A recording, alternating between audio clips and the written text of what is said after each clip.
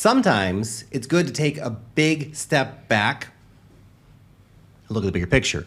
Zoom out to a 50,000 foot perspective. Analyze the forest, not the trees. That's what we're doing today when it comes to the asset prices we're seeing right across the board, not just crypto. Meaning, why exactly is basically everything at all-time highs right now? What are the fundamental drivers causing this, and where can we expect things potentially to go from here? And what can we do about it financially to make sure we benefit and protect ourselves? Well, this is the topic of discussion for today, so let's dive straight in. Now, let's start with the claim that most everything is at all-time highs. And when I say most everything, I'm really not exaggerating here, except Bitcoin, dog coins. Here's the S&P 500 since 1985, and here's the NASDAQ.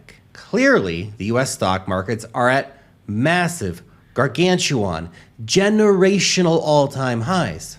What about the rest of the world? What about the other big stock indexes? Well, here's the UK's FTSE 100, the Eurozone stocks 50, Japan's Nikkei 225. Here's Singapore's Straits Times Index. With almost every stock index I look at, we're finding all-time highs or close to it. Now, what about the store value assets? Well, here's gold at a massive new all-time high right now. Silver's also not in blue sky territory yet, but man, wouldn't be surprised if it gets there soon. And of course, here's Bitcoin, which, to remind you, recently put an all-time high. I know it's been a few weeks. We all get impatient, but it's pretty close to one right now too. So most everything is at all-time highs right now, except your altcoins. Shit. Anyway, so the question is why? Well, what's creating these valuations fundamentally? And I think a big part of it, and it's uncomfortable to talk about it, but it's true, is our denominators, our measuring sticks, is our fiat currencies, the dollar, the euro, the yen, the pound, the yuan. These pieces of paper that we all find ourselves chasing around day in, day out, they're failing.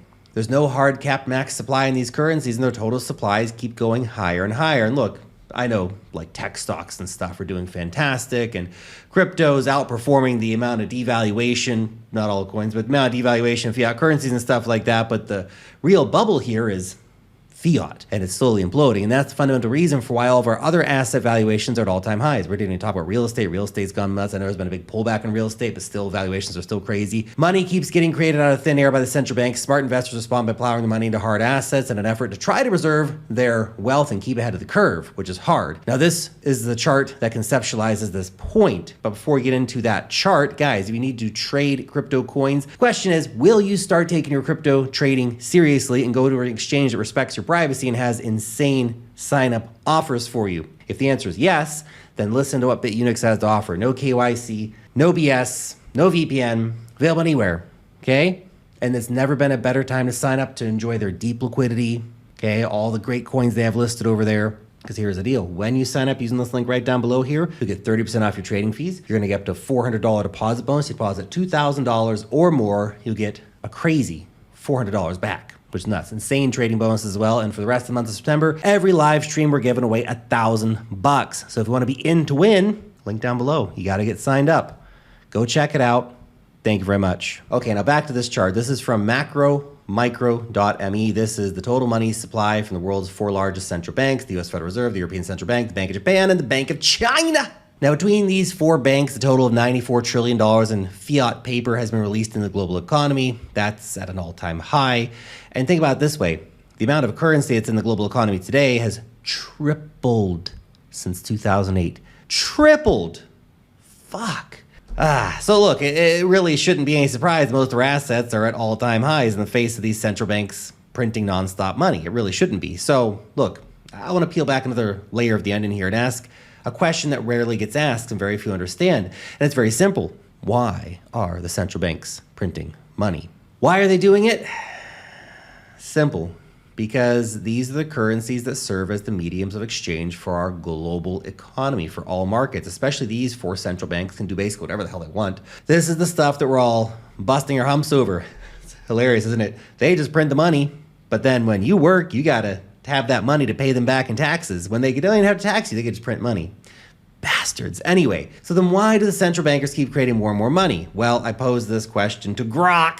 Here's the answer. Stimulating economic growth, avoiding deflation, promoting employment, managing government debt. Okay, these are all nice things, but just step back from one thing about this answer and try to synthesize these reasons together.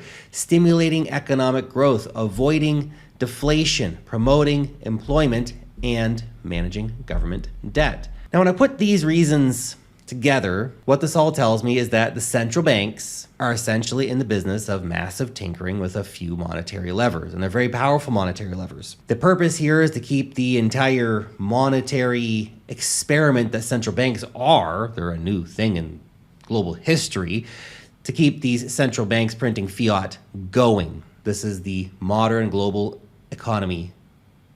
It's needed to be kept afloat. It's relatively stable.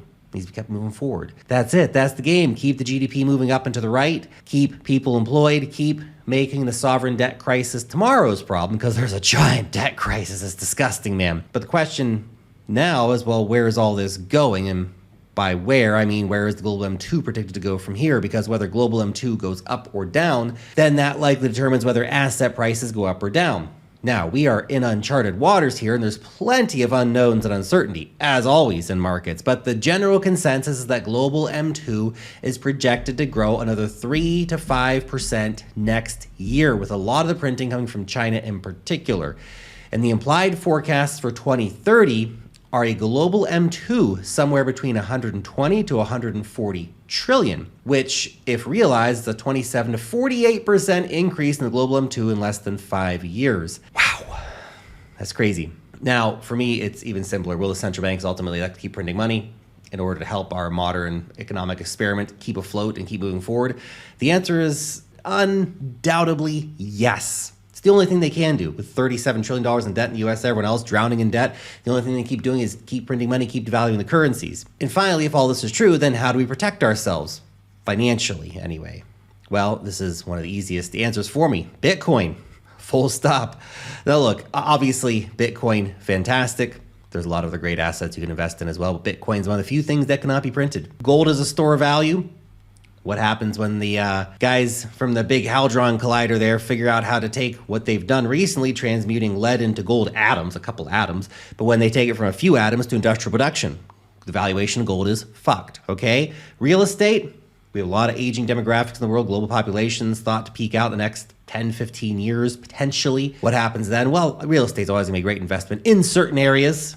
Like I wouldn't wanna buy a lot of real estate in most of Japan or South Korea with their economic Armageddon facing them, but other places will have great real estate investment opportunities. Tech stocks, AI stocks, robotic stocks, all this shit's gonna keep pumping. This is the economy of the future being built, okay? Energy stocks, we're gonna need massive energy to power all that stuff, okay?